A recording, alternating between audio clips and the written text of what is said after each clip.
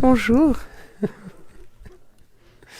Так, мы продолжаем рассмотрение нашего текста Ламрима. И сейчас это рассмотрение отрезка пути общего со средней личностью. Здесь это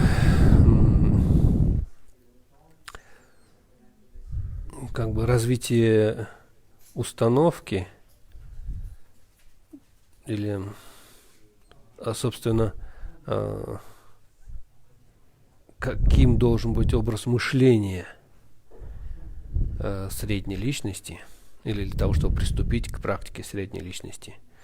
И здесь мы изучаем первые две из 4 благородных истин. Сейчас это первая из них, истина о страдании. И страдания классифицируются по различным способам. Один из них мы уже смотрели. Сколько там у нас? 8 было? Mm-hmm. А теперь 6 видов страданий, либо же размышления о 6 горестях, как у нас переведено. Et donc, bonjour. Aujourd'hui, nous continuons l'étude du Lamrim, les étapes de la voie vers l'éveil. Nous sommes en train d'étudier la voie commune aux personnalités d'envergure spirituelle intermédiaire. Et en fait, là, dans cette partie, il s'agit de comment est-ce qu'on fait pour développer une attitude qui correspond à celle des personnalités d'envergure spirituelle intermédiaire. Donc là, la partie que nous étudions, elle porte sur la souffrance, qui sont également, que l'on retrouve dans les... et ça touche aux 2 premières vérités des 4 nobles vérités. Donc là, il s'agit de la première noble vérité, celle de la souffrance. Et nous avons déjà envisagé cette souffrance de différents types de façons. La dernière fois, nous avons vu les 8 types de souffrances qui existent. Et aujourd'hui, nous allons réfléchir sur les 6 types de souffrances qui nous chagrinent. Enfin, ce sont des souffrances qui nous... avec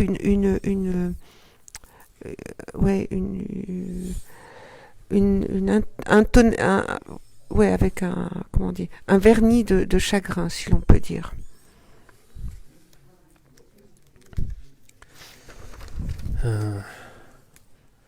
И в некоторых буддийских трактатах мы можем увидеть слова, повторяющие слова Будды о том, что это как бы цитата. Но это не здесь, нет. Это у вас. В истинном смысле не является счастьем, но страданием.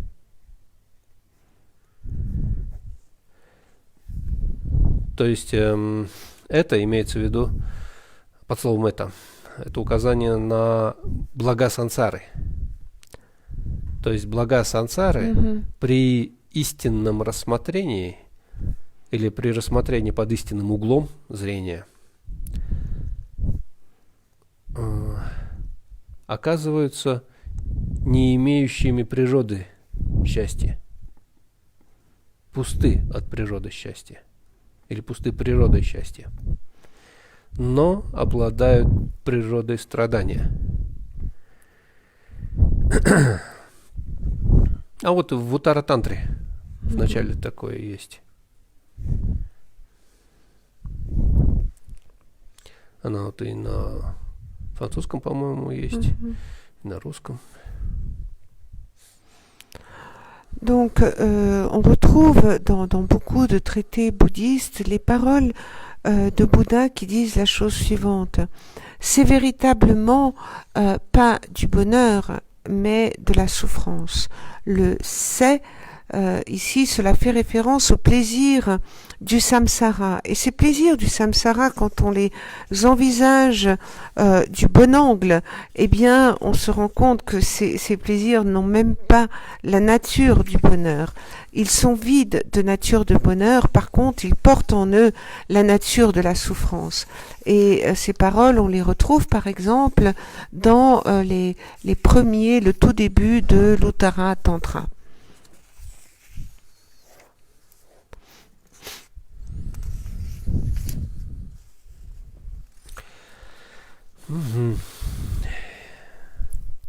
И уже в Ламриме в толковании послания к другу говорится о 7 горестях. Но поскольку последние из них резюме предыдущих, здесь будем размышлять о 6. Пишет Цонкапа. Et donc on prend dans le texte, Tsongkhapa écrit, dans la lettre à un ami, Nagarjuna parle des 7 souffrances. Mais parce que la 7e de ces souffrances est un résumé des précédentes, ici nous allons examiner 6 types de souffrances. Из них первая или малая А, горесть неопределенности. Donc la première d'entre elles, le petit a, c'est la souffrance de l'incertitude. Ага. Вращается колесо сансары, многоточие. Отец, мать и прочие близкие в других жизнях становятся врагами. Враги становятся друзьями. Точно так же отец становится сыном, а сын отцом. Жена становится матерью, мать женой и так далее. После смерти сплошные превращения, поэтому ни на что нельзя положиться.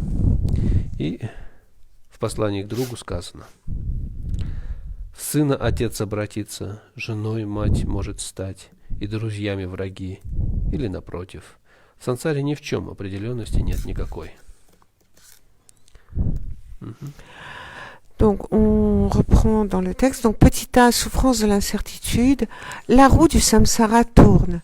Le père, la mère et autres proches dans d'autres vies deviennent des ennemis. Les ennemis deviennent des amis. De la même façon, le père devient fils et le fils père. La femme devient mère, la mère femme, etc. Après la mort, ce ne sont que transformations. C'est pour cela que l'on ne peut compter sur rien.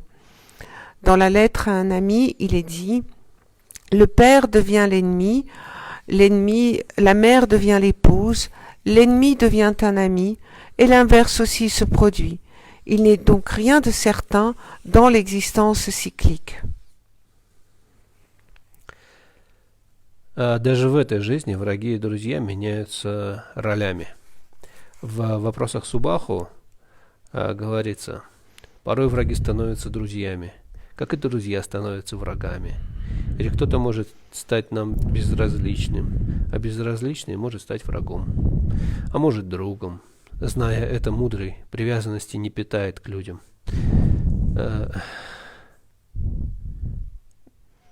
Из этих слов можно подумать, что мудрый не любит людей.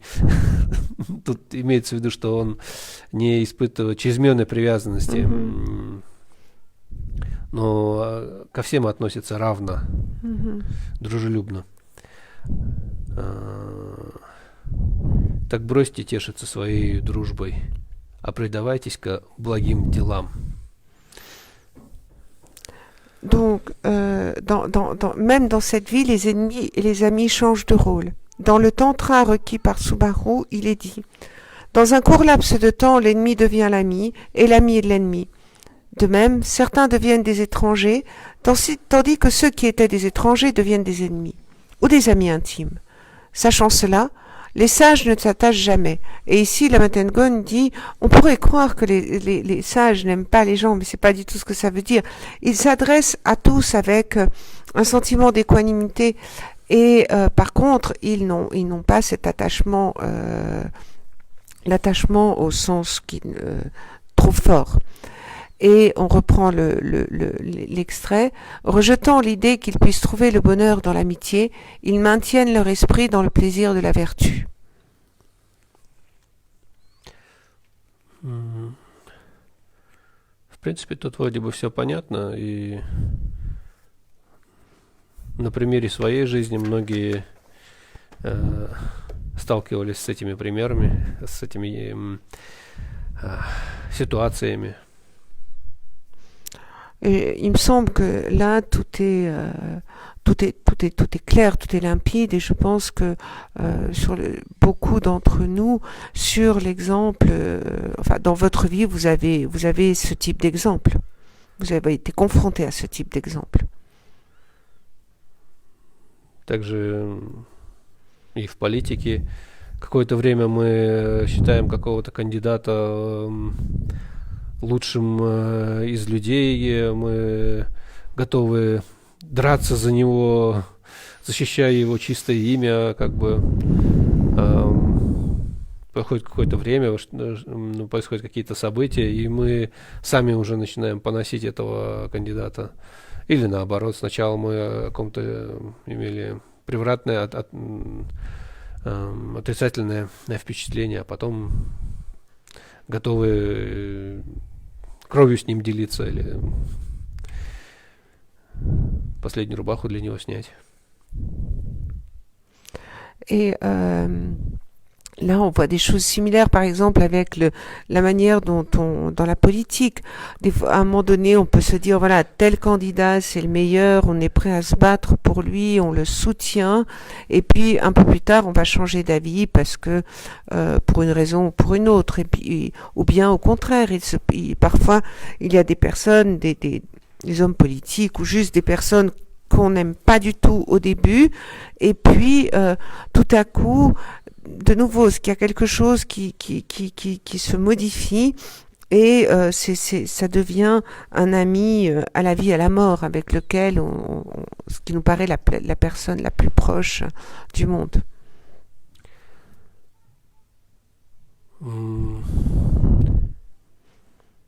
И в той ситуации, когда мы привязаны к кому-то, считаем кого-то лучшим человеком, мы взбудоражены. Мы страдаем из-за того, что его кто-то готов обидеть, или мы переживаем за него, в нашем уме нет покоя из-за этого человека. Наше мнение о нем изменилось, и вот все те усилия, которые мы бросали на то, чтобы его защищать, мы теперь... все эти усилия оказываются потрачены впустую. Мы сами же готовы разрушать ту крепость, которую построили. И прилагаем иногда гораздо больше усилий для этого. И в том, и в другом случае, и в начале, и в конце мы страдаем, переживаем, испытываем множество разрушительных эмоций. Наши нейроны постоянно горят и не восстанавливаются. Не лучше ли было просто изначально быть не то чтобы равнодушными, а спокойными? Не считать человека каким-то ангелом, богом, возводя его в эти ранги, считая своим кумиром, а потом низвергать его, считать его дьяволом, демоном, худшим из людей. Он человек. И все вокруг нас люди. И гораздо больше наших нейронов выживет, если мы к людям будем относиться равностно и позволим людям быть людьми. С их плюсами и минусами.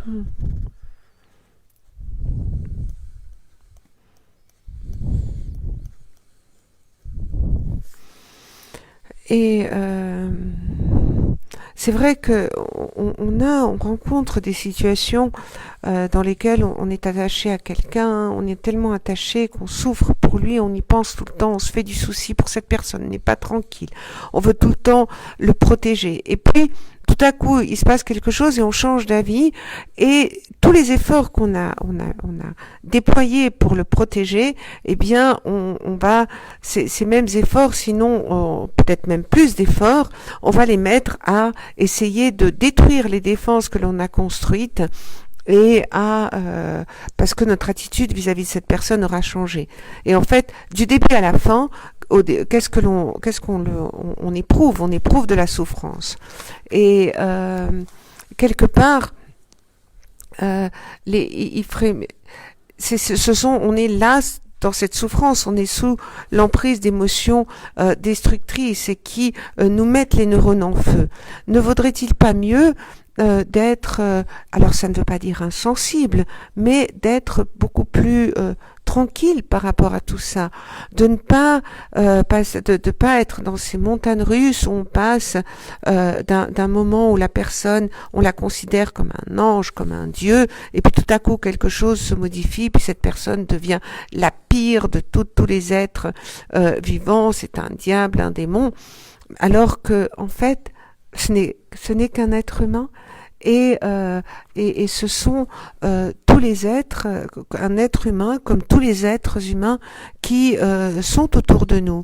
Et quelque part, nos neurones y gagneraient si on laissait tout simplement les êtres humains être des êtres humains avec leurs défauts et puis leurs qualités.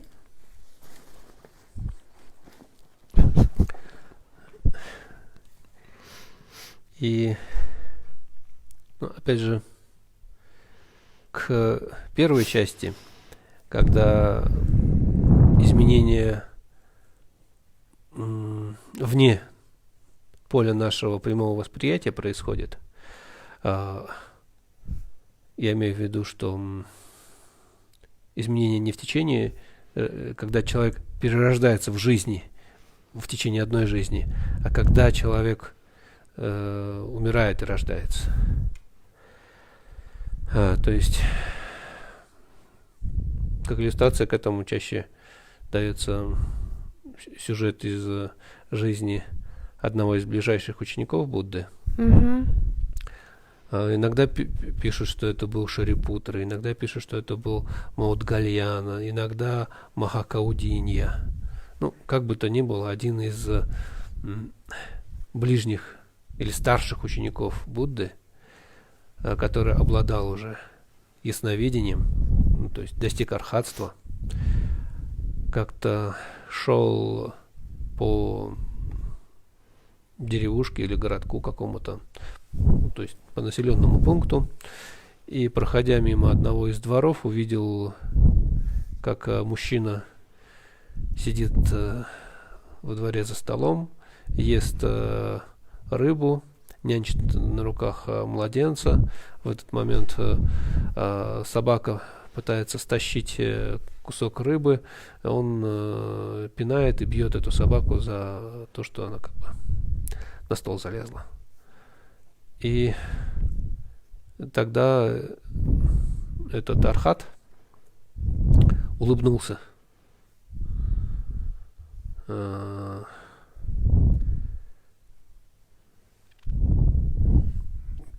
Видимо, вокруг него были или ученики, или младшие какие-то монахи. Они спросили, что случилось, почему эта ситуация вызвала у него улыбку, на что он им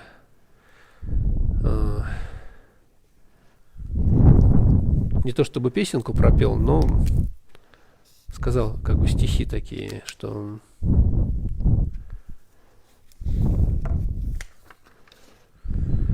ест мясо отца и колотит мать. Врага убиенного нянчит в руках. Смех вызывают явления сансары.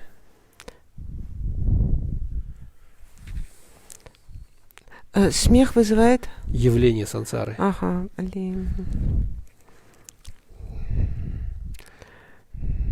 Ученики попросили как бы растолковать, и он как бы сказал, что своим ясновидением он видит, что этот мужчина, у него были любимые родители, Родители любили и сына, были привязаны к нему и любили свой дом. Свой дом. Свой дом, в котором жили. Мгм. Они очень хотели как можно дольше оставаться здесь, и в силу вот этих привязанностей после смерти отец родился рыбой в пруду рядом, недалеко от этого дома. Мать родилась собакой, которая в общем, жила в этом доме тоже, в виде собаки. У этого же мужчины был его нелюбимый враг, с которым он всю жизнь враждовал. И вот при какой-то оказии он смог его убить, побороть, избавиться от этого врага.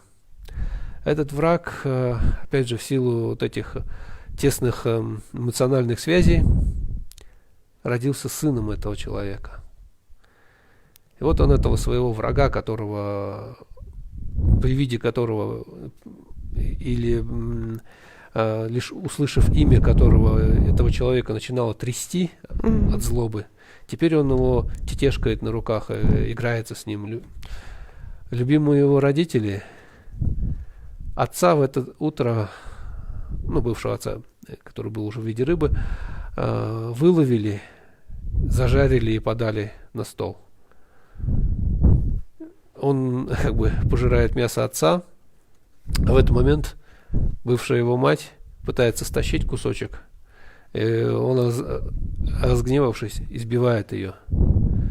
Вот и получается, что ест мясо отца, колотит мать, врага убиенного нянчит в руках. И ничто в этой сансаре не является как-то надежным.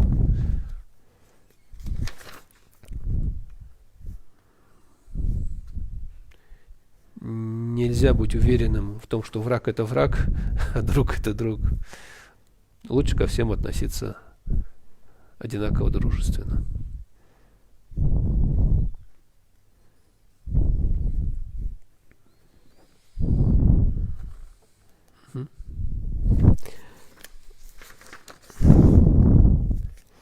Et c'est vrai que il y a des changements parfois qui sont hors de notre champ de perception, c'est-à-dire ce ne sont pas les modifications, les renaissances que l'on connaît dans notre vie, mais c'est ce qui se passe au-delà du processus de la vie et de la mort, pendant le processus. Donc ça, pour ça, il y a une illustration qui a été donnée par un des disciples de Bouddha. Est-ce que c'est Shariputra, Maudgaliani ou un autre? Mais c'est un de ses disciples qui a atteint qui est devenu Arhat et qui a atteint le chemin de la vision. Et donc, il traversait un village et il voit un homme avec un bébé dans ses bras et un chien qui essaie d'attraper un poisson sur la table, et lui, cet Arhat donc se met à sourire, et puis en voyant ce sourire, les moines ou les disciples qui l'entouraient lui demandent: mais pourquoi est-ce que tu souris? Et il répond: mais c'est en fait parce qu'il mange, en mangeant cette viande, il mange la viande de son père, et il bat sa mère, et il tient son ennemi dans ses bras. Et pourquoi? C'est finalement tout ce qui se passe dans le samsara, ça ne peut que faire rire.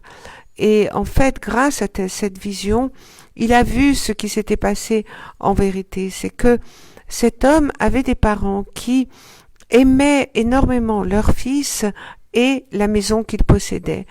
Ils voulaient y rester le plus longtemps possible. Ils éprouvaient un tel attachement pour cet endroit que lorsqu'ils sont après la mort, le père a connu une renaissance sous la forme de poisson dans l'étang qui était à côté de la maison, et la mère naquit sous forme de chien. Il avait aussi un ennemi juré qu'il avait fini par tuer lors d'une altercation, et avec cet ennemi, il avait également un lien émotionnel extrêmement fort. Donc cet ennemi était né sous la forme du fils de cet homme. Et donc maintenant, il était en train de bercer dans ses bras et de faire très attention à son fils. Et ses parents, donc son père avait une renaissance sous la forme d'un poisson, et ben ce jour-là il avait été pêché et préparé, et la mère qui avait une renaissance sous forme de chien, ben ce jour-là, elle avait essayé d'attraper un bout de ce poisson qui avait été préparé et qui se trouvait sur la table. Et donc, c'est pour ça que lui donnait il avait commencé à battre le chien parce qu'il avait essayé d'attraper du poisson. Et donc, c'est pour ça que la conclusion est que rien dans le samsara n'est certain, on ne peut se reposer sur quoi que ce soit, on ne peut croire en rien, et que plutôt que d'avoir des amis auxquels on est profondément attaché et des ennemis que l'on hait profondément, peut-être mieux vaut-il avoir un sentiment plus lisse vis-à-vis des uns et des autres. И вот, созерцая в таком духе, это уж по тексту, созерцая в таком духе, устраняйте привязанность и нетерпимость, возникающие из-за деления существ на друзей и врагов, и поймете, что никак нельзя полагаться на сансарное, и разочаруйтесь. Et on reprend dans le texte, en méditant dans cet esprit, débarrassez-vous de l'attachement et de l'impatience qui surgissent à cause de la classification des êtres en amis et ennemis. Rappelez-vous qu'il est impossible de se reposer sur ce qui est samsarique, et soyez-en désillusionnés. Так, второе или малое «б» – горесть ненасытности. Сказано в послании к другу. Мы все уже высосали, перерождаясь, моря материнского молока, но, видно, хотят пить и пить его снова. Хотим пить и пить его снова. В сансаре живущие... Но, видно, хотят пить и пить его снова в сансаре живущие жизнью мирской. Вдумайтесь, сколько каждый уже выпил материнского молока и сколько выпьет еще, если не будет практиковать путь освобождения. Это лишь образ, указывающий на необходимость разочароваться в сансаре, размышляя о том, что нет таких благ и страданий сансары, которых бы мы уже не испытали. Ведь вкушение подлинного счастья должно удовлетворить душу, сознание. А сансарными удовольствиями, сколько ни радуйся, не удовлетворишься. Желание будет все возрастать. А из-за этого вечное скитание в сансаре, нетерпимые, бесконечно долгие мучения, даже малой части которых не возмещают те удовольствия. Donc, nous passons au deuxième type de souffrance, petit b, la souffrance de l'insatisfaction. Il est dit dans la lettre à un ami: chacun de nous a bu plus de lait maternel que ne peuvent en contenir les quatre océans. Ceux qui dans le samsara suivent les voies des êtres ordinaires en boiront encore bien davantage à l'avenir. Réfléchissez combien chacun d'entre nous a déjà bu de lait maternel, et combien il en boira encore s'il ne pratique pas la voie de la libération. Ce n'est qu'une image, indiquant qu'il est indispensable d'être désillusionné par le samsara, en réfléchissant au fait qu'il n'y a pas de bienfait ou de souffrance du samsara que nous n'ayons pas expérimenté. Le fait de goûter au véritable bonheur doit satisfaire l'esprit, alors que les plaisirs du samsara, combien que l'on en jouisse, ne nous satisferont pas. Le désir ne va que s'accroître, et à cause de cela, on va errer à tout jamais dans le samsara, en proie à des souffrances intolérables et infinies, dont même une infime partie ne saurait compenser ses plaisirs.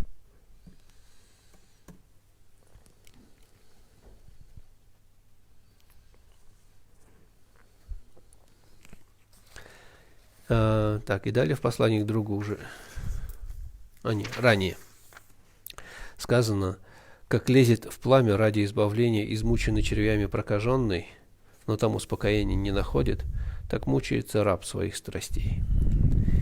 И в кратком изложении парамит сказано: если ты, обретя все то, что желаешь, вновь желанием своим день за днем предаешься, и хоть много обрел, все равно не насытен, то какая болезнь хуже этой, скажи?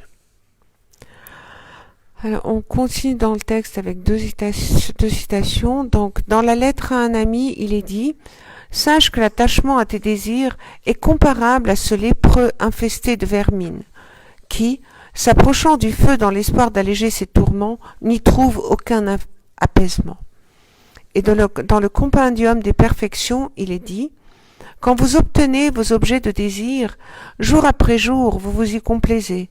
Malgré tout, vous n'êtes toujours pas satisfait.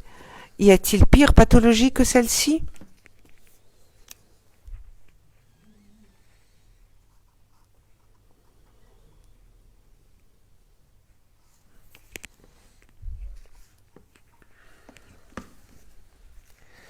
Так, и в послании к ученику сказано, кто не перерождался сотни раз, каких блаженств при этом не изведал, какой чарующей красой не обладал, великолепный, как на светлом острове Чамара, но страсть еще сильнее возрастает. Нет мук, каких не знали б существа, и нет желания, чтоб насытили б однажды. Нет никого из всех живых существ, в чьей мы не побывали бы утробе, но как в сансаре не утратили страстей. Подумайте над этими высказываниями. А если поразмыслим еще и над сказанным Ашвагошей в устранении мучений, то совсем разочаруемся в сансарном существовании. Угу.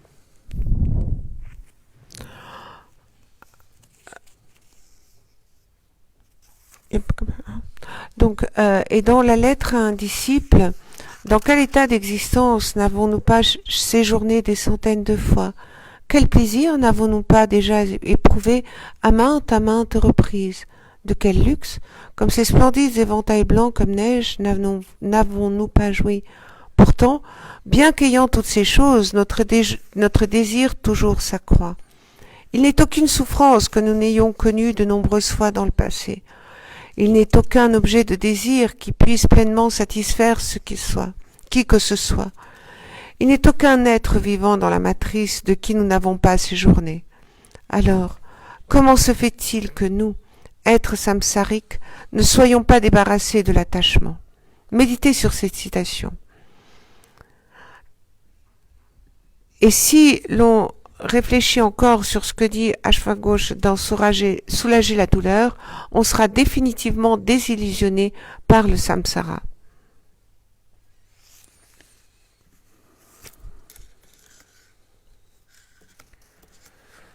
Ага.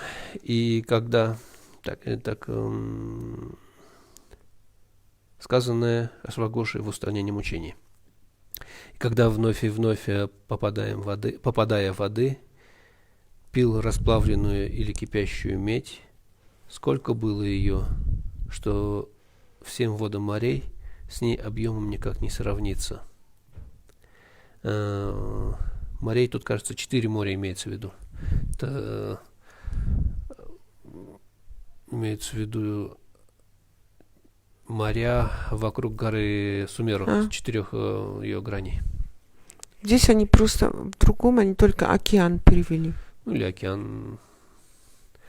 Там, да, имеется в виду 4. Океан — это совокупность 4 морей. Мировой океан тоже состоит из нескольких океанов. Сколько там? 6 же океанов. Угу. Но между ними такой уж границы нет тоже. Она такая умозрительная. А когда ты рождался свиньей или псом, а в те рождения столько сожрал нечистот, что их куча была громадней горы под названием Сумеру, царицы всех гор. В общем, она много больше, чем Монблан. Отрываясь от близких своих и друзей в круговерти, покуда ты в ней пребывал, столько плакал, что море твоих горьких слез не вместит ни сосуд океана. По причине раздоров с другими и ссор головы ты лишался, и если сложить все эти головы в кучу, то будет гора, что мир Брахмы своей высотой превзойдет. мир Брахмы, он... То есть вот мир людей, выше мира людей находится 7 уровней небожителей мира страстей. Верхний из этих миров — это мир Камадевы. А следующее — это уже сфера форм. И там находятся миры Брахмы. То есть физически такой горы, наверное, существовать не может. Ну, а если навозом, который ты съел от ужасного голода, бывший червем, океана молочного глубь наполнять, весь великий заполнился бы океан.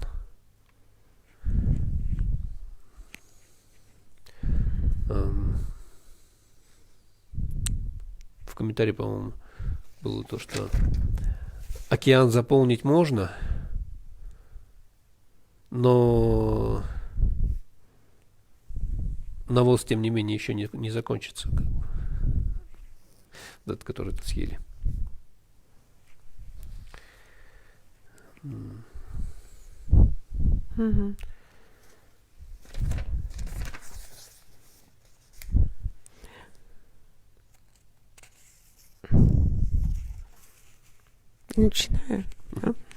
Et donc, si on reprend dans le texte, et si l'on réfléchit encore sur ce que dit Ashwaghosh dans Soulager la douleur, on sera définitivement désillusionné par le samsara. Encore et toujours dans les enfers, tu as bu du cuivre liquide bouillant, en des quantités excédant celles des eaux de l'océan. La pile d'immondices que tu as ingurgitée lorsque tu étais chien et cochon dépasse en hauteur largement le mont Meru, la reine des montagnes. Quand tu as été séparé de tes amis et de tes parents, tu as tant pleuré dans les sphères du cycle, l'océan même ne serait pas assez grand pour contenir toutes les larmes tombées de tes yeux. Dans les combats où tu t'es engagé, bien souvent tu as eu la tête tranchée. Si elles étaient entassées, toutes ces têtes monteraient si haut qu'elles dépasseraient le ciel de Brahma. Lorsque tu étais un ver affamé, tu as englouti tant de boue que déversée dans le grand océan de lait, elle le remplirait à ras-bord. Donc là, pour ce qui est du mont Meru, il est bien plus haut que le mont Blanc. Et puis, quand on parle du ciel de Brahma, donc quand on a dans la sphère des désirs, on va avoir le monde des humains, et après, on va avoir les 7 niveaux qui correspondent aux différents... dans le monde des dieux, il va y avoir 7 niveaux, le plus élevé étant le monde... Самый высший мир богов... Там Камадева. Камадева, ага. Живет, да. Управляет оттуда. Этот мир любителей чужих перевоплощений, что ли? Voilà, c'est le monde de Kamadeva. Et qui règne là-bas, dans ce monde le plus élevé. Et au-dessus, on va avoir la sphère des formes dans laquelle se trouve le monde de Brahma. Et en fait, là, l'idée, on peut remplir des océans, mais il y aura toujours plus de fumier qui arrivera à remplir, qui débordera de toute façon des océans, même si on arrive à les remplir. Итак, в устройстве дерева Будда увещает. Ты вспомни о прежних бесчетных телах, которые в низких желаниях зря растранжирил, и тотчас усилия все к пробуждению направь, стараясь всецело отказываться от желаний. Ты вспомни о прежних своих неисчислимых телах, которые в низких желаниях зря растранжирил. Ведь ты не порадовал Будд, что бесчетный, как в Ганге песок, и слов наставлений подобных ни разу не слушал. Согласно сказанному, следует помнить, что обретение любых сансарных благ обманчиво, и что уже растрачено бесчисленное множество тел, которые безмерно натерпелись бессмысленных мучений. Подумайте о том, что так будет и дальше, если не приложить усилий. и пусть в вас пробудится разочарованность. On continue dans le texte. Ainsi, dans le sutra de la disposition des tiges, le Bouddha dit: Souviens-toi de tous ces corps qui, dans le passé, ont été gaspillés à cause de tes désirs insensés. À partir de maintenant, avec la pratique qui vise l'éveil, tu dois conquérir le désir par la discipline éthique. Souviens-toi de tous les corps qui, dans le passé, ont été gaspillés à cause de tes désirs insensés. Bien que les Bouddhas, aussi nombreux que les grains de sable du Gange, soient apparus, tu ne les as pas réjouis, et tu n'as pas écouté ce qu'ils enseignaient. En accord avec ce qui vient d'être dit, il convient de se souvenir que la jouissance de quelque plaisir qu'il soit dans le samsara est trompeuse, et que l'on a déjà utilisé une quantité infinie de corps qui ont enduré des souffrances infinies. Pensez au fait que cela va se perpétuer si l'on ne fait pas d'efforts et que s'éveille en vous la désillusion.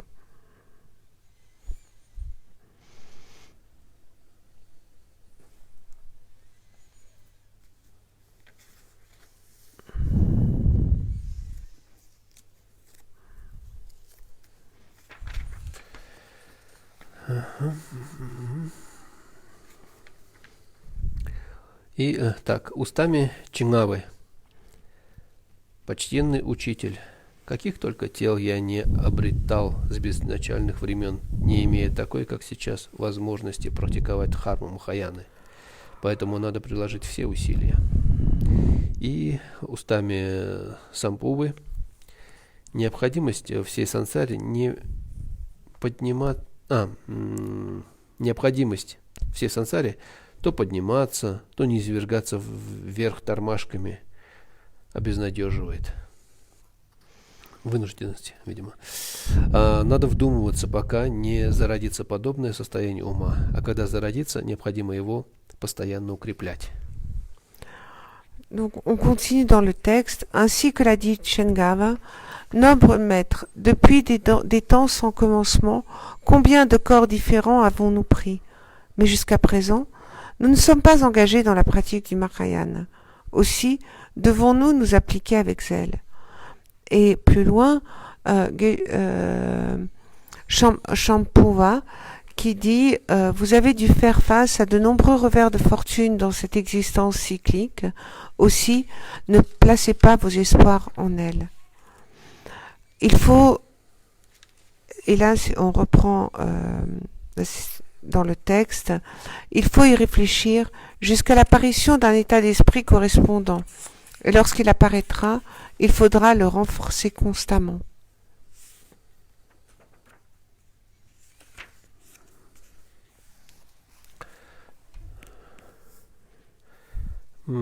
Как иллюстрация,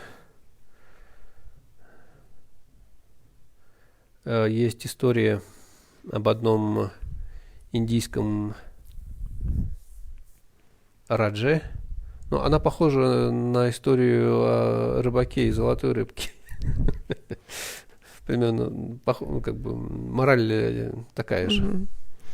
А здесь какая-то похожая история. Или это по золотую рыбку известная? Да, да, ну есть что-то подобное, сейчас в голову не придет, но есть. Хорошо. Вот, этот раджа, он, не помню, с чего это началось, но у него было очень много заслуг, и что-то он, то ли он сначала был йогином, и своей практикой добился того, что Индра должен был исполнять его желания. И вот он сначала захотел быть просто раджой, потом он захотел быть раджой всего континента Джамбу. Затем ему этого показалось мало, и он захотел стать чакравартином всех 4 континентов, населенных людьми. Потом третье, ага. Чакравартин, то есть вселенским монархом захотел стать. Потом и этого мало показалось. Он потребовал половину трона Индры, чтобы они вместе управляли этим миром, как бы миром людей и миром богов. Потом он потребовал вообще весь трон. И тут уже Индра не выдержал и его спихнул и лишил вообще всех привилегий.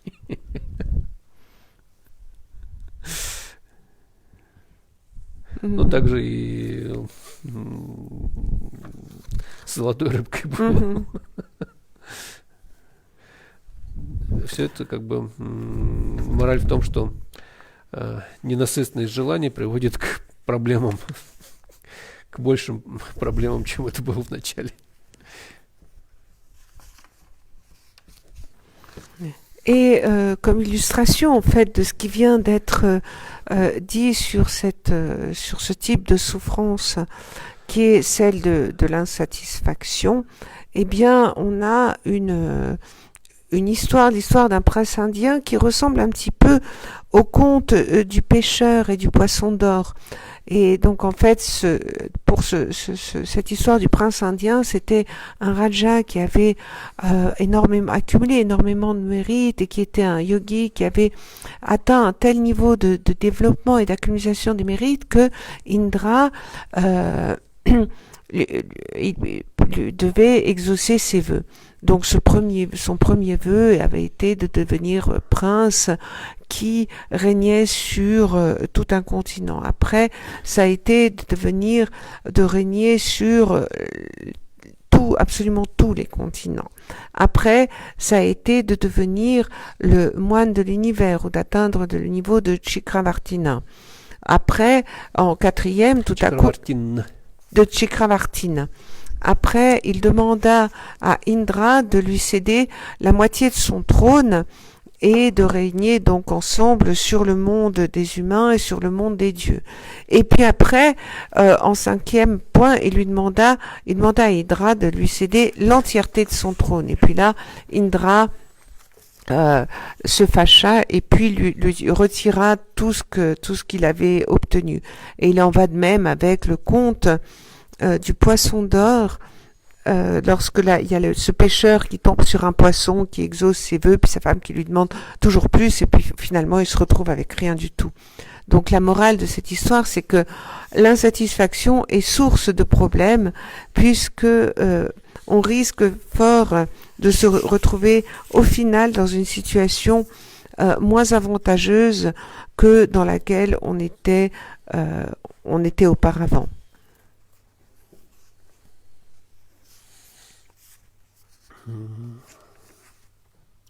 В Удана Варге,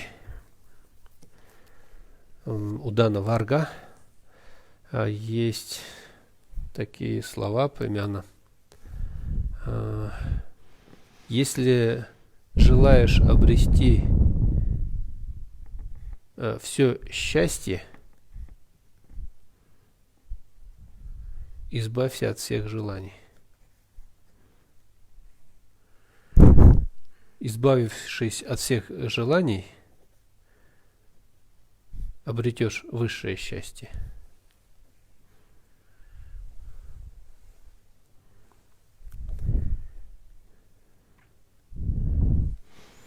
Et dans Udana Varga, il est écrit: si tu veux obtenir tout le bonheur, débarrasse-toi de tous les désirs.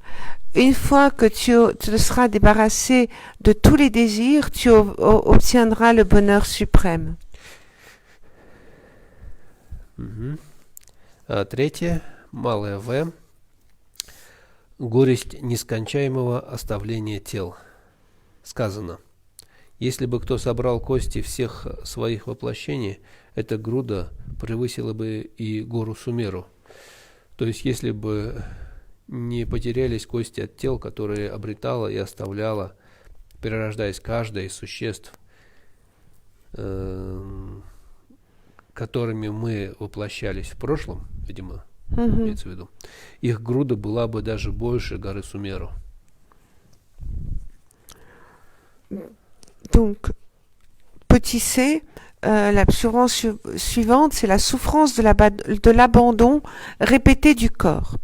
il est dit dans la lettre à un ami, chacun de nous a laissé une masse d'eau qui égale et surpasse même celle du mont Méru.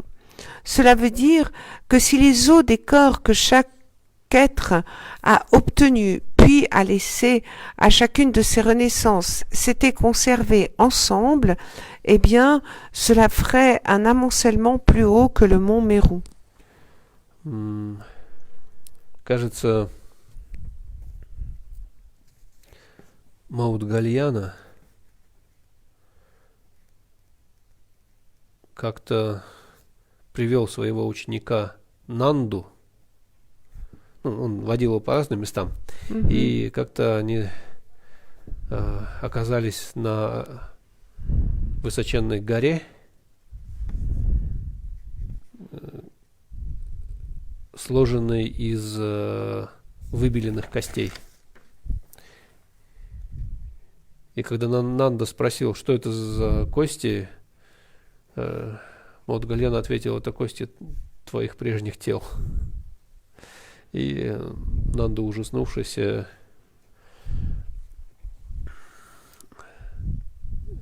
стал меньше отвлекаться. Но когда мы представляем эту гору костей, ну, кости и кости, мы немножко как-то отдаленно на это смотрим.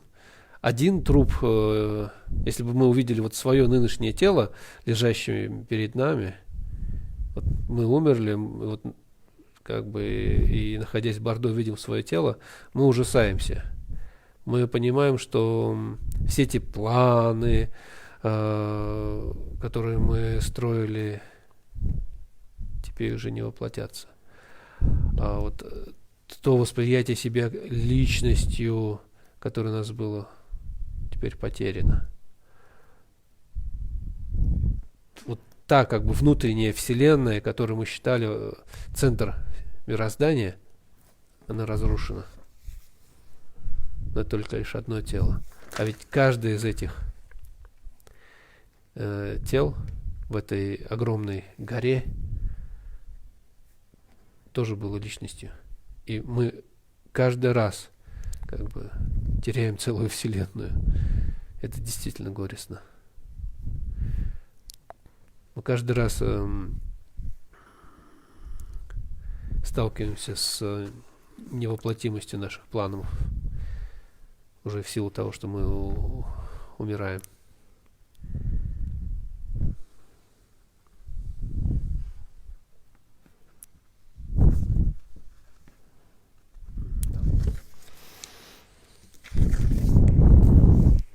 Donc, là, il y a aussi une illustration de ce qui vient d'être dit sur la souffrance de l'abandon répété du corps. Donc, une fois, Maut Galiani a amené un de ses disciples qui s'appelait Nandu sur le sommet d'une montagne qui en fait était faite avec des os brisés. Et quand comment il s'appelle, Nandu lui demanda Nanda lui demanda. Ну как, Ананда, только этот без первой буквы А в начале. Склоняется так же. Nanda. Они родственники, кстати. Donc, quand Nanda lui demanda, mais à qui, qu'est-ce que c'est que ces os, à qui est-ce qu'ils appartiennent? Eh bien, Maut Galiani lui répondit, ce sont les os de tes corps, des corps que tu as eus dans le passé. Et à ce moment-là, Nanda, il commença à se concentrer beaucoup plus. Donc c'est vrai que si on se représente comme ça un amoncellement d'eau, ça fait beaucoup moins d'effet que si l'on en voyait son propre corps devant soi, comme on pourrait le voir lorsqu'on se trouve dans le bardeau. Parce que là, quand on voit ce corps, on prend vraiment conscience que tous les projets que l'on avait, on n'arrivera pas à les réaliser puisqu'il n'y a plus ce corps. Que tous les espoirs qu'on avait, ils seront perdus. Que finalement, c'était tout cet univers qu'on s'était construit, il n'en reste plus rien. Et chaque fois, il y a chaque corps finalement était dans cette montagne qui dont il est question dans le texte, eh bien, c'était une personne. Et chaque fois que l'on perd ce corps, ben, finalement, c'est une perte de cet univers que l'on s'était construit. Et chaque fois que l'on perd son corps, ça veut dire que ce sont des projets, des plans qu'on n'arrivera pas à mettre en œuvre. Pourquoi? Parce que la mort est venue anéantir ce corps. Четвертое, или малое Г. Горесть нескончаемых перерождений. Сказано, это у нас в послании к другу сказано, если комками земли по размеру с косточку финикового плода станешь считать матерей материнских, ну да, всех до конца, то не хватит земли. То есть это как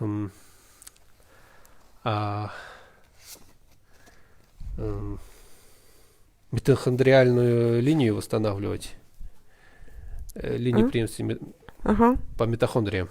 Она же только по материнской линии передается.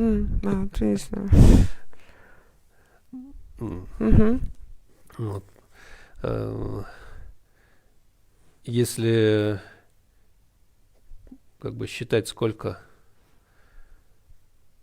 существ было нашими матерями, точнее, сколько существ в линии нашей митохондриальной наследственности,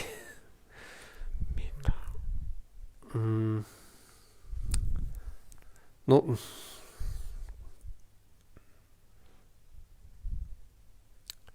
мужчина не передает информацию по его митохондрии. Она передается только лишь по материнской линии. Митохондрия. Митохондрия, так, это внутри клетки. Органелла. Okay. И из... Вот сколько у нас родителей? У нас отец и мать. У них, у каждого по отцу и матери 4. Из этих 8. Так? Вроде бы родителей-то много становится, но митохондриальная мать у нас в каждом поколении только одна из этих. Из 2, 4, 8, 16 и так далее. И вот эту линию, в принципе, можно прослеживать. И та женщина или самка, которая была вот такой митохондриальной матерью или праматерью всех людей на Земле, ее примерно время ее жизни можно вычислить. Ну, правда, генетики постоянно то туда, то сюда немножко переносят, но где-то около 200 тысяч лет назад, получается, жила та женщина, потомками которой мы все являемся. Но это не значит, что с этого все начинается. И у нее также эта линия продолжается практически до зарождения жизни на Земле. И если каждое вот это поколение взять эквивалентом, косточка финика, это примерно вот такое, где-то чуть меньше дюйма, или размером с дюйм примерно, то мы, наверное, можем покрыть ей всю Землю, и у нас еще этих косточек много останется.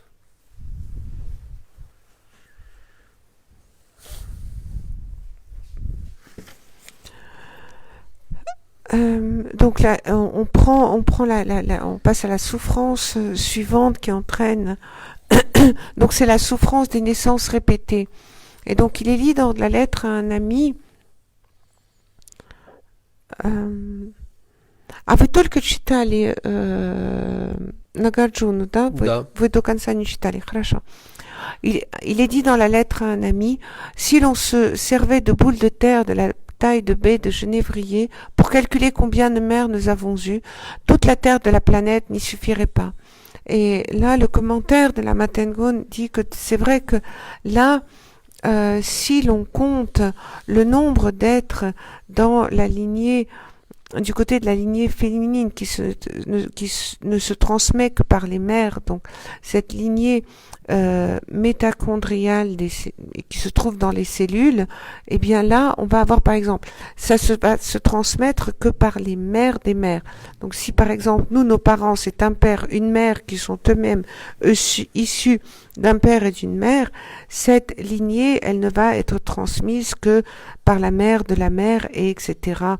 Et finalement, on peut remonter à de la sorte, à cette lignée de la mère de tous les êtres sur Terre, et on pourrait même évaluer son apparition de cette femme, mais l'apparition de cette femme qui pourrait remonter à peut-être 200 000 ans, ça ne serait pas quand même le début, puisque même cette femme elle-même devra son apparition, et c'est pour ça qu'on arrive à cette notion de sans commencement.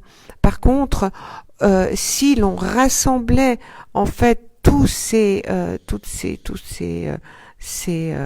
noyaux, ces baies de genévrier, eh bien, en prenant, et si on en avait autant que chacune de ces générations, même en les mettant côte à côte, eh bien, ça couvrirait beaucoup plus que toute la terre, et puis il nous resterait encore des noyaux, des baies à disposition.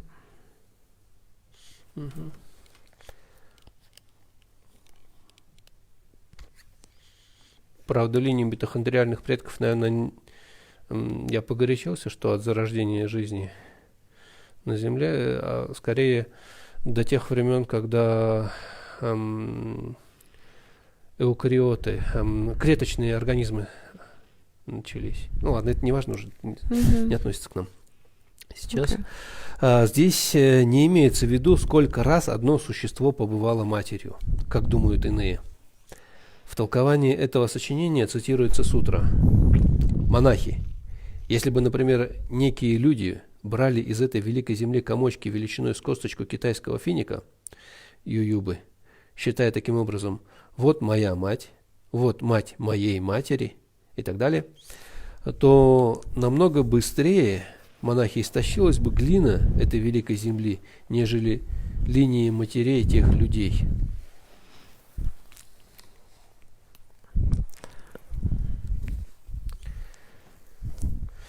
То есть, если эти слова указывают на генеалогический ряд, линию матерей, своя мать, ее мать и так далее, и в тексте источники ведь сказано «конец линии матерей».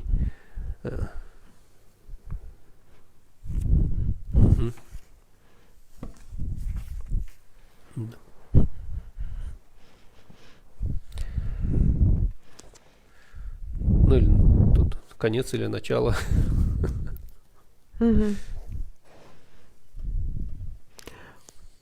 Ce que l'on veut souligner, donc on reprend dans le texte, ce que l'on veut souligner n'est pas le nombre de fois qu'un être a été mère, comme le pensent certains.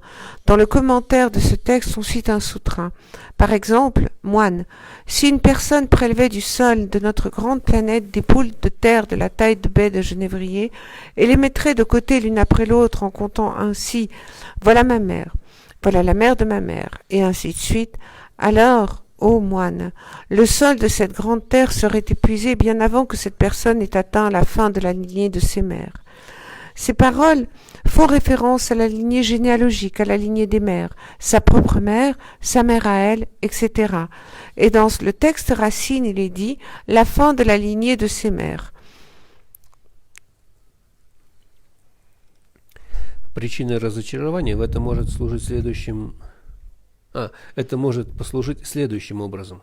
В Четверосотнице сказано, когда исходная причина не видна, и у единственного результата, кто страха избежит, узрев в едином теле плод бесконечного ряда причин. В толковании этого сочинения поясняется, то есть следует постоянно разочаровываться в сансаре, этой великой непролазной чащобе безбрежных дебрей неведения, и, соответственно, осваивать правильный метод освобождения.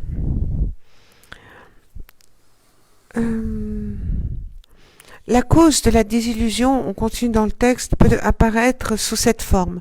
Dans les 400 stances, il est dit « Quand on ne peut voir la cause initiale, ne serait-ce que d'un seul résultat, on comprend alors à quel point sont multiples les causes concourant à un seul résultat. Qui n'en serait pas effrayé ?» Et le commentaire de ce texte dit « Il est juste de cultiver un écœurement constant et de méditer sur la véritable nature de cette vaste étendue sauvage et solitaire qu'est le samsara. Il est si difficile de s'y frayer un chemin au milieu des denses broussailles dont l'étendue est impossible à imaginer, et par conséquent intégrer la méthode juste de la libération. » Comprenez de cette manière la citation présentée. И это только лишь как бы митохондриальная наследственность, генеалогия. А это только лишь одна ниточка в нескончаемом по количеству ветвей дереве, результатом которого является вот каждый из нас. То есть для того, чтобы родилось вот это наше нынешнее тело, помимо нашего сознания, для его формирования необходимо было такое множество причин и условий. Когда всматриваешься в эту тьму даже не веков, и даже не тысячелетий, миллионов лет, и как бы все это для того, чтобы вот это тело образовалось. То есть оно всего лишь какая-то маленькая песчинка в этом океане всего. И все это движется дальше. Зачем?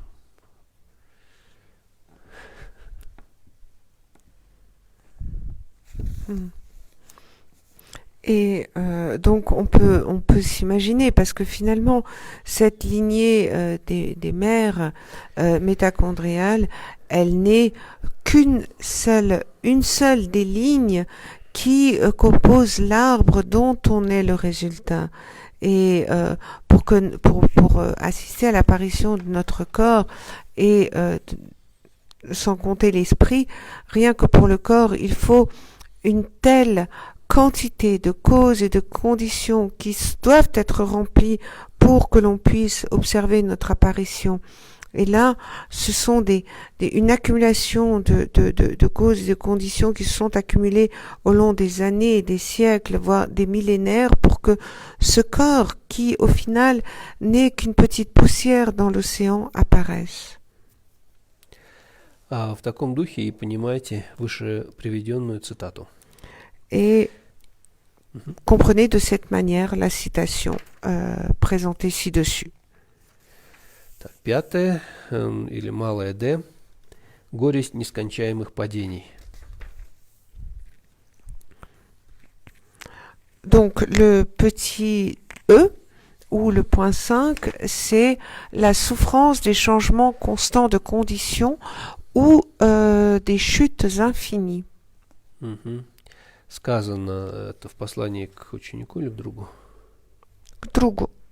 К другу.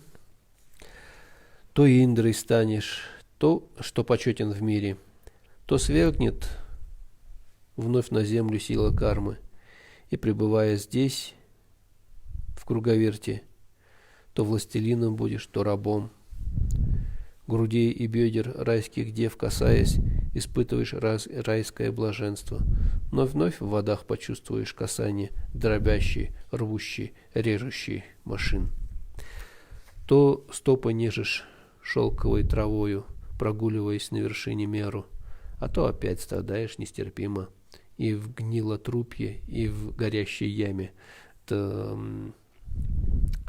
смежные ады. Весной, по-моему, это осматривали. То в дивный лес приходишь развлекаться, где служат девы райские тебе, то ввергнут в лес деревьев мечено острых, что отсекают ноги, руки, нос и уши. То в тихой речке лотосы золотые, и ты с красавицами, дочерями богов, то снова адская река без брода, и ты в кипящей варишься в воде. В земле богов желаний, сверхблаженства или бесстрастие в мире Брахмы обретаешь, но вновь в Авичи, хворостом сгорая, опять страдаешь беспрерывно ты. То, достигая блеска солнца или луны, ты светом тела озаряешь целый мир. Это Брахмы.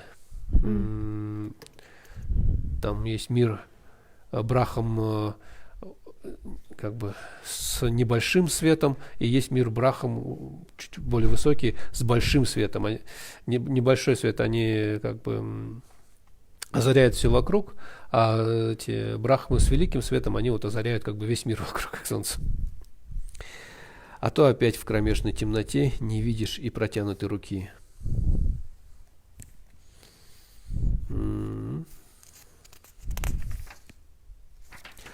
Дробящие другие из 3 машин соответствуют Адам раздавливающему, чернолинейному и жаркому. Прислуживание райских дев – это услаждающие заботы дочерей богов. Рай богов желаний великого наслаждения – это уровни богов сферы желаний, начиная с рая 33. Блеск солнца или луны – это образ обыденного представления, когда не отличают обители от обитателей божеств. Но если отличить, то это свет их дворцов, а не тел.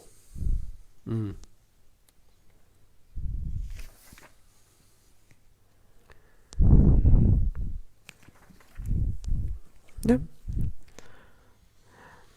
Это наши города светятся.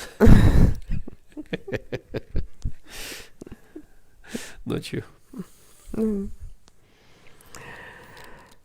Alors, maintenant le petit E, qui est la souffrance des changements constants de conditions des chutes infinies. Il est dit dans la lettre à un ami. Après avoir été Indra, vénéré par le monde, par le pouvoir du karma, une fois de plus tu retombes sur la terre. Et après avoir été monarque universel, de nouveau dans le cycle tu ne seras plus qu'un modeste serviteur. Après avoir longtemps joui du plaisir de caresser la poitrine et la taille des demoiselles célestes, de nouveau il te faudra subir l'insupportable contact des machines à broyer, à hacher et à déchiqueter de l'enfer. Après avoir résidé au sommet du mont Mérou et senti avec plaisir son sol élastique sous tes pieds, de nouveau, songe à la douleur insupportable de marcher sur des braises ardentes et des corps en décomposition.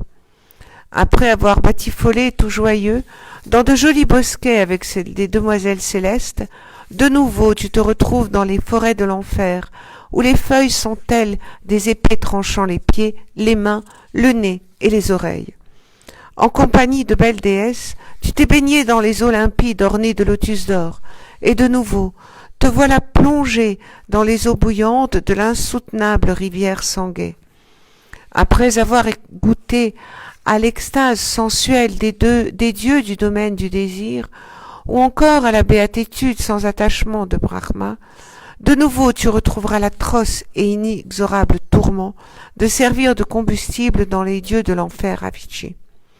Après avoir obtenu les statues de soleil ou de lune, le rayonnement de ton corps illuminant le monde entier, de nouveau tu devras retourner à la plus profonde obscurité dans laquelle tu ne peux rien distinguer, pas même l'extrémité de ton corps, pas même l'extrémité de ta main ouverte. Ici, lorsque l'on parle du rayonnement de ton corps, à la fin, le rayonnement de ton corps, donc on dit que dans le monde, donc Brahma, parmi les Brahmas, il y en a qui vont briller d'une petite lumière, et ceux qui brillent d'une grande lumière, ils vont éclairer absolument tout l'univers autour du soleil. Et des machines à broyer et les autres des 3 machines correspondent aux enfers écrasants, des lits noirs et des enfers ardents. Écoutez les demoiselles célestes, comme on dit dans le texte, ce sont les 12 attentions des filles des dieux. Le paradis des dieux de la grande félicité, c'est le niveau de la sphère des désirs en commençant par le monde des 33. Et ici, les rayons du soleil et de la lune, c'est la perception habituelle lorsqu'on ne fait pas la différence entre le demeure des dieux qui les occupe, mais si on peut faire la différence, ce sont en fait les lumières de leur demeure et non pas de leur corps. Et en fait, la Matengron dit c'est un peu comme nos villes qui sont aujourd'hui éclairées comme ça. Размышляя с помощью этих примеров о всевозможных падениях из высших сфер в низшие, разочаровывайтесь в сансарном существовании, ибо конец всех его благ один – упадок. Или, как сказано в отделах Винаи, конец всех накоплений – истощение. Конец возвышения – падение. Конец свиданий – расставание, разлука. Конец живущих – смерть. Et en réfléchissant avec l'aide de ces exemples aux multiples possibilités de chute des sphères supérieures aux inférieures, soyez désillusionnés par l'existence samsarique, car la finalité de tous ces plaisirs n'est que la chute. Et ainsi qu'il est dit dans les bases de la discipline, tout ce qui est accumulé finit par se perdre, tout ce qui est élevé finit par chuter. La fin de toute rencontre est la séparation. La fin de toute vie est la mort. И шестое. Горесть одиночества. Сказано, это опять послание к другу, по-моему. Да. Так, удручившись, этим устремись к сиянию света 4 видов дел благих. Ведь одиноким ты войдешь в бескрайний мрак, что не рассеет солнцу и луне. Стань удрученным, значит, осознай неизбежность смерти. И тогда устремись к сиянию света 4 видов дел благих. 3 вида дел благих – это благодеяние 3 дверей, или же добродетели, которые относятся к даянию и другим из 3 основ. Бескрайний мрак – это мрак невидения. Одиноким войти – это, как говорится, во введении в практикум. Хоть это тело возникло единым, вместе рожденные мясо и кости, при разрушении его разлучаться. Что уж о ближних своих говорить. Если, рождаясь, приходим одни, и умирая, уйдем одиноки. Если другому не взять наших мук, что в этих дружбах, мешающих дхарме?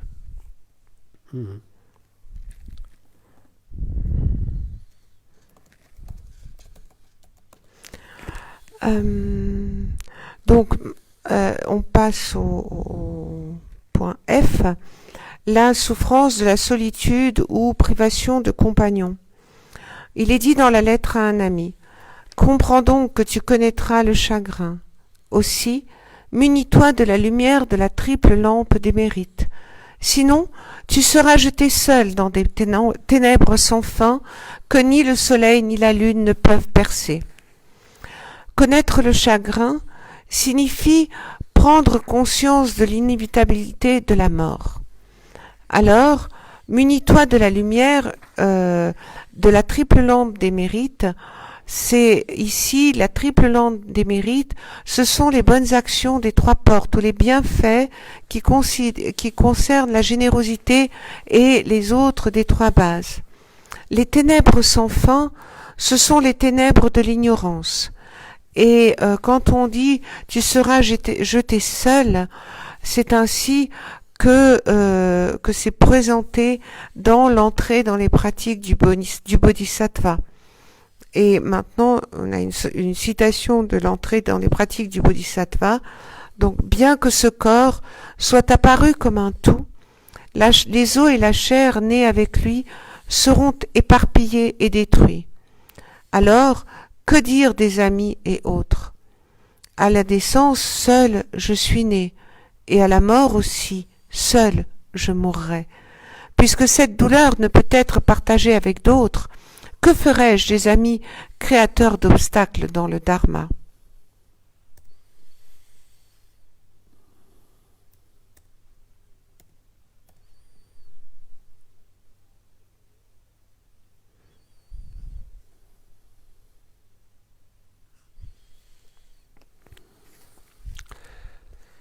Так.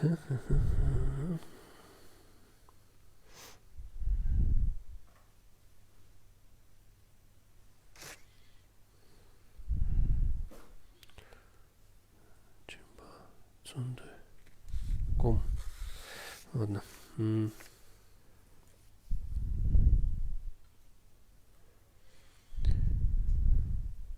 Даяние и другие из трех основ – это даяние, усердие и созерцание.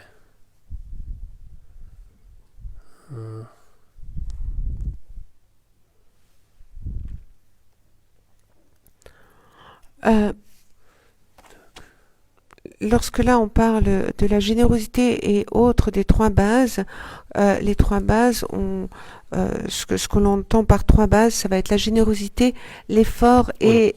Нравственность и созерцание. Там, нравственность, ага. Как бы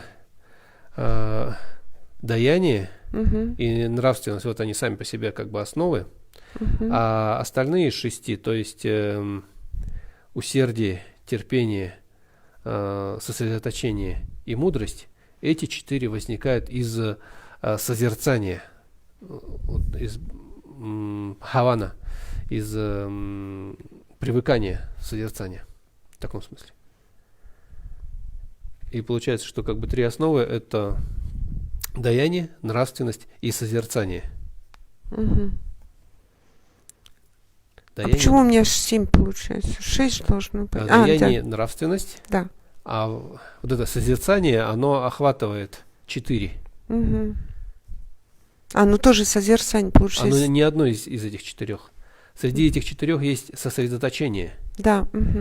А все они являются созерцанием или возникают из созерцания, из привыкания к этому. Да. Et en fait, ce que l'on va avoir, c'est que la générosité et l'éthique sont la base. Et grâce à la méditation qui va être issue, qui a cette notion d'habitude, que notre esprit va prendre l'habitude, on va voir, vont se former l'effort, la patience, la concentration et la sagesse. Donc voilà. La générosité et l'éthique sont la base et grâce à la méditation vont apparaître et issus de l'habitude vont aussi apparaître l'effort, la patience, la concentration et la sagesse. Вышеописанные 6 горестей можно объединить в 3. Первое – невозможность положиться на сансару. Это первые 2, по-моему. Второе – невозможность окончательно насытить. Нет, это уже второе было.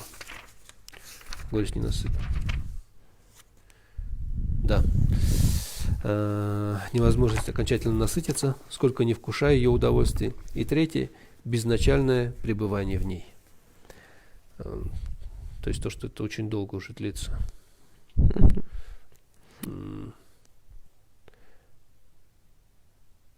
Иногда, когда мы делаем какую-то монотонную работу, первое время мы к этому относимся толерантно, так сказать, может быть. А когда проходит какое-то время, и мы вдруг осознаем, что мы все это время занимаемся одним и тем же делом, и дальше как бы нам тоже очень долго еще этим заниматься, это в нас часто вызывает очень сильную неудовлетворенность. А здесь более глобальная как бы точка зрения.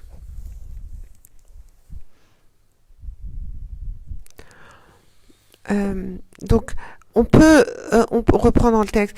Ici, on peut regrouper les 6 souffrances en 3.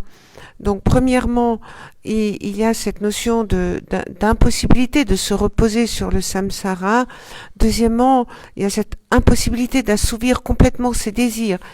Parce que quelle que soit la quantité de désirs dont on peut jouir, on n'arrivera jamais à assouvir complètement ses désirs. Et l'existence dans le samsara est sans commencement. et à quel point finalement, dit la Matangonde, elle nous fatigue. Ça peut être comparé à un travail, quand on fait un travail monotone au début, on peut se dire ben ça va, puis après on a une certaine forme de tolérance, puis tout à coup on réalise que on a passé un nombre incalculable de temps à faire, ça fait longtemps qu'on fait tout le temps la même chose, et souvent on en est peu satisfait de faire tout le temps la même chose. Donc là, c'est exprimé, mais de manière beaucoup plus globale. Так, если мы вот эти 6 собираем в 3, то получается так, что в первый пункт тогда войдут 4 горести. А. Невозможность положиться на обретенное тело, то есть нескончаемое оставление тел. Б. Невозможность положиться на подразделение на друзей и врагов, то есть неопределенность. У нас то, что было. В. Невозможность положиться на достигнутое благополучие, так как за взлетами следует падение. И Г. Невозможность положиться на дружбу, то есть уход одинокими. Ага. Тогда второй пункт это будет просто горесть от нескончаемых, ненасытности. И третий пункт это нескончаемое перерождение, неявленность начала рождения. То есть то, что оказывается мы этим не несколько десятков лет занимаемся, а неизвестно сколько времени. Все это длится очень долго. Тогда это будет пятое. Оно распределено. Ну да, как пятое, в принципе, нескончаемость рождения. Можно выделить. И поразмышляйте и над такой классификацией. То есть, если с одной точки зрения размышлять о страданиях вызывает скуку или депрессию какую-нибудь, то можно об этих страданиях поразмышлять с разных точек зрения.